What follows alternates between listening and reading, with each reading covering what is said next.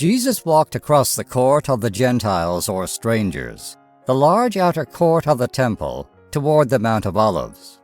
On that side of the court stood Solomon's porch, a double row of pillars, having a roof above to shield it from the sun.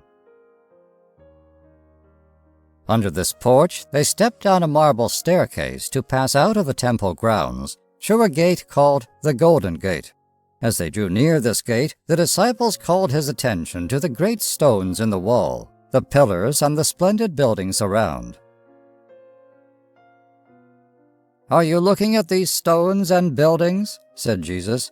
"I tell you now that the time is coming, and not far away, when all of these stones shall be torn apart, and of these fine buildings not one stone shall be left standing in its place.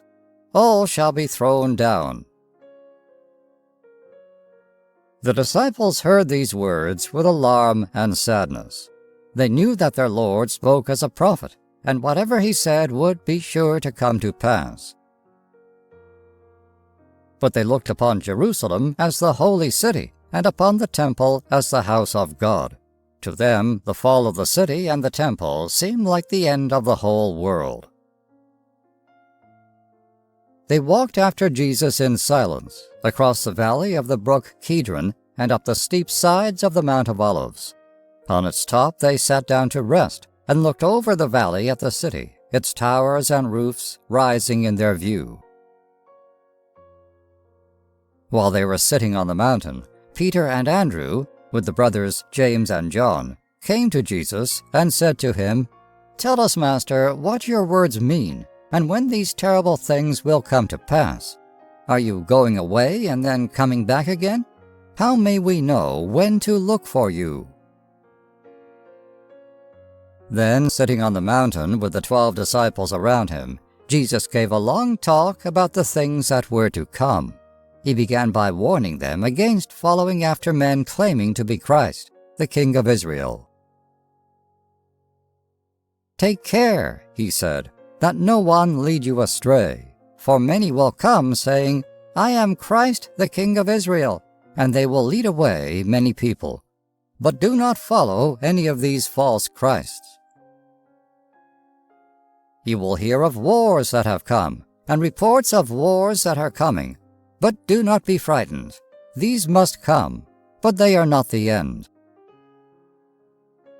Nation shall make war with nation, and kingdom against kingdom, and you shall hear of earthquakes in many places, and times shall come when there will be no bread for the hungry to eat. But all these are only the beginnings of the trouble, and the worst is yet to come. But before these take place, there are some other sufferings that you must meet because you are my disciples. Enemies will rise up against you. You shall be brought before councils and courts to be tried. You shall be seized and beaten in the churches of the Jews.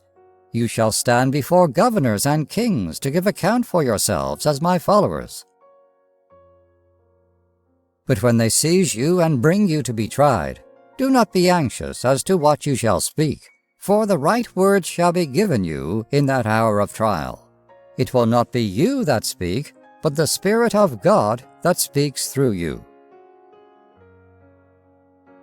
In those times of trial, fathers and mothers shall turn against their children, and brothers shall give up brothers who believe in me. Some of you shall be put to death in those days, and all men shall hate you because you are my disciples. But if you are faithful to the end, even to death, you shall be saved to everlasting life.